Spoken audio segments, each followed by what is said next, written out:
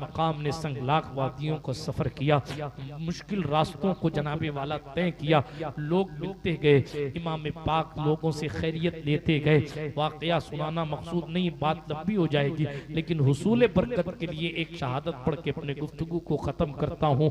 इमाम अर्श मकाम अला जद्दिही व अलैहिस्सलाम बड़ी बड़ी कोशिशों और मेहनतों के साथ अपने काफिले को लेकर सफर तय कर रहे हैं। तकरीबन 1800 या 2000 किलोमीटर का सफर आज की तारीख में भी मदीने मुस्तफ़ा से, सरकारे मुस्तफ़ा जान रहमत के शहर से करबलाए मौला का है, मक्का मुकर्रमा से करबलाए मौला का है। सरकारे इमाम अर्श मकाम अला जद्दी वाले सलाम ने उन धूप के दिनों में अल्लाह अकबर इस सफर को ऊंटों पर बैठकर अपने लाहो लश्कर जाहो जलाल अपने घर की बच्चों बीवियों के साथ इस सफर को जनाबी वाला शुरू किया है।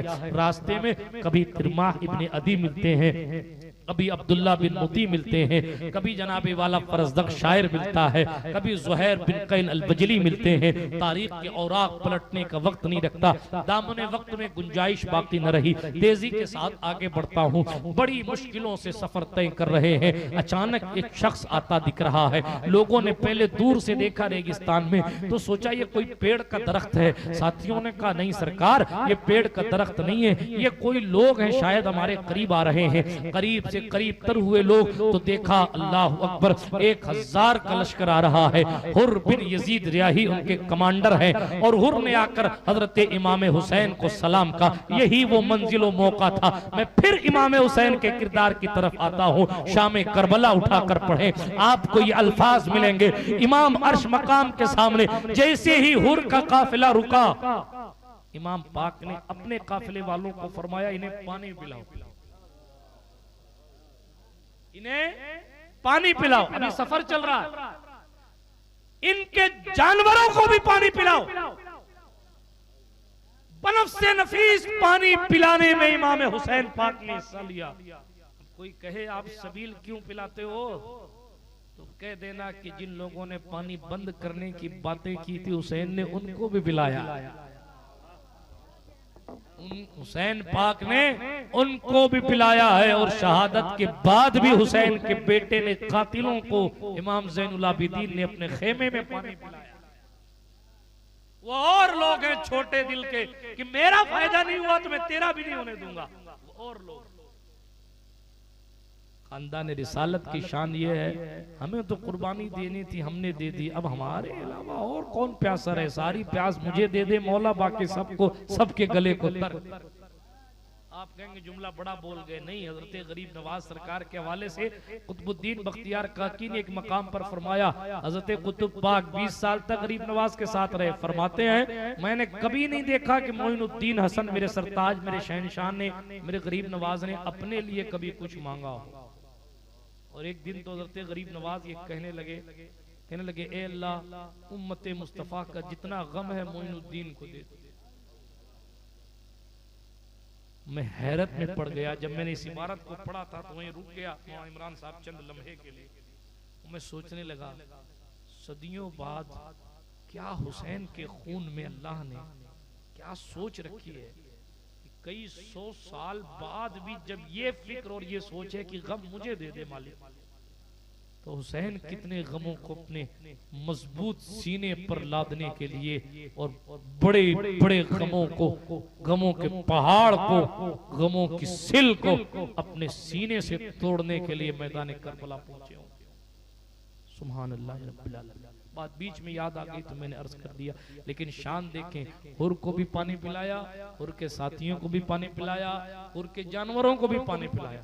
और उसके बाद का बताएं किस लिए, कहा हम इब्ने जियाद के लोग हैं, ठीक है, मुझे ऑर्डर दिया गया है कि मैं आपको रोकूं, आपकी निगहबानी करें, आपको कूफा जाने से रोक। तू मुझे रोकेगा? इमाम हुसैन और ने कहा मैं रोके। हजरत इमाम हुसैन की जुबान से जुमला निकला, तेरी माँ तुझ पर रोए तू मुझे रोकेगा। ये अरब का मकूला है जिसको मैं अपने हिसाब से तर्जुमा करता हूँ और उलमा की बारगाह में तालिब इल्म की हैसियत से ये तर्जुमा पेश कर रहा हूँ, जैसे हमारे तर्जुमा नहीं मफहूम पेश कर रहा हूँ। जैसे हमारे मुआशरे में कहा जाता है तेरी ऐसी देसी, तू मुझे रोकेगा, बस इससे बढ़कर और कुछ नहीं होगा। तेरी माँ तुझ पर रोए,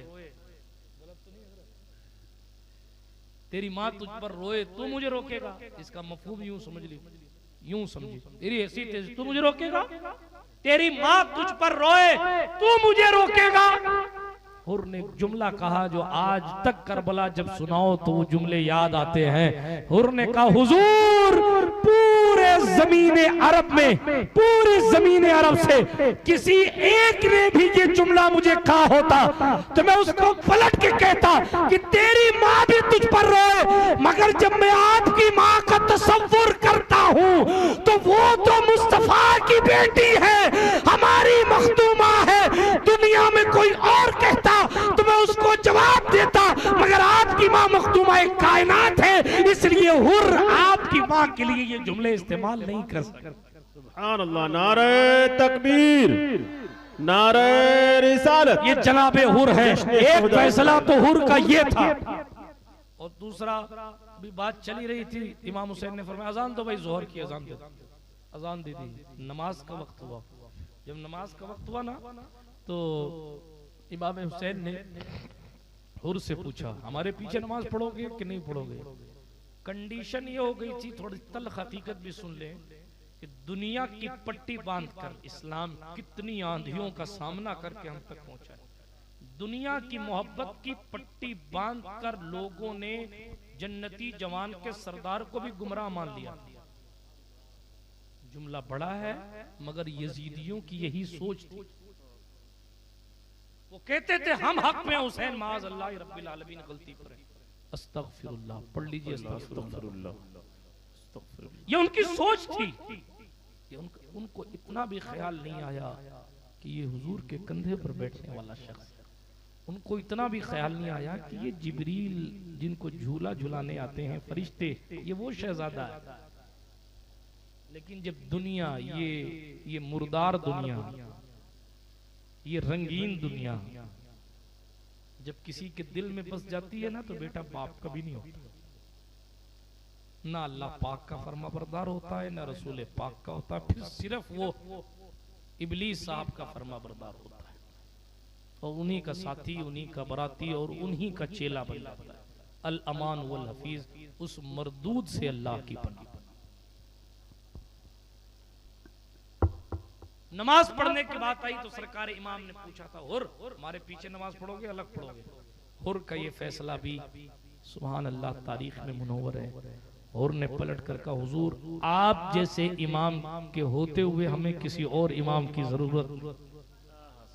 वो थे दूसरे कमांड, दूसरे लश्कर के कमांडर, दूसरे इब्ने जियाद के आदमी थे, लेकिन उनका ईमान जोशीला था। उनका आप रसूलुल्लाह के नवासे हैं, आपके होते हुए इमामत मैं करूं, 1000 के सामने खड़ा होना ठीक है, लेकिन आपके आगे खड़ा हो जाऊं इतनी तो मेरी जरूरत नहीं है, या आपसे अलग कहीं जाके नमाज पढ़ लूं, इतना तो मुझे जनाबे वाला सरकार हुर ने कहा ये तो मैं नहीं चाहता, इमामत आप करेंगे हम आपके पीछे नमाज पढ़ेंगे। बल्कि हुर के पलट आने की जो बरकत है, मेरा इश्क कहता है इन दो चीजों की वजह से, एक तो सैयदा की तकरीम और दूसरा हुसैन पाक की इमामत को तस्लीम कर लेने की वजह से कुदरत ने हुर को यह मौका दिया कि जब लड़ाई ठन गई थी तो हुर इब्ने साद के पास गए और कहते हैं अमर इब्ने साद तू पागल हो गया, तू रसूलुल्लाह के नवासे पर तलवार उठाएगा, तू जंग वाकई करेगा। इब्ने साद ने कहा हाँ हाँ हुर, इतनी जंग तो होगी कि लोगों के हाथ कटेंगे, सर कटेंगे, आंखें फूटेंगी। अल्लाह अकबर। हुर कांप गए, चेहरा पीला पड़ गया। लोगों ने कहा और बड़ी बड़ी जंगें लड़ी हैं, अकेले कहीं से लड़ते हो, इतने चेहरे की तब्दीली कभी नहीं देखी। कहा तब्दीली इसलिए नहीं है कि जंग बड़ी है, तब्दीली इसलिए है कि एक तरफ जन्नत है, एक तरफ जहन्नम है। हुसैन की तरफ जाता हूं तो अभी दुनिया मेरी खत्म हो जाती है और शहीद हो जाता हूं, कुछ नहीं मिलेगा लेकिन जन्नत मिलेगी।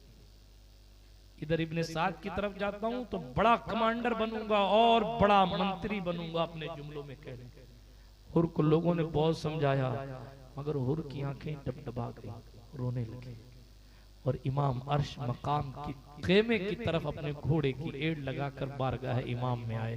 का हुजूर अल्लाह जानता है मुझे ये नहीं पता था कि आपको खत लिखकर बुलाया गया, ना मुझे ये पता था कि ये खबीस वाकई आपसे जंग करेंगे। मैं आपका गुनहगार हूं कि मैंने आपको रोका, क्या मेरी माफी हो सकती है? सैयदा जहरा का बेटा था। सदियों बाद जब ख्वाजा साहब किसी को ना नहीं कहते तो वो तो ख्वाजा का भी दादा है। हुसैन ने ना नहीं कहा, यानी कहा ये जुर्माना है, ये कफारा है, बिला चूनो चिरा। सखी शहनशाह ने पलट कर जवाब दिया, दिल से इधर आना चाहते हो? कहा हुजूर। का तुम्हारा नाम हुर है ना? कहा। का जाओ फातिमा का बेटा कह रहा है अंत हुर्रुम मिनन नार। हुर का माना होता है आजाद।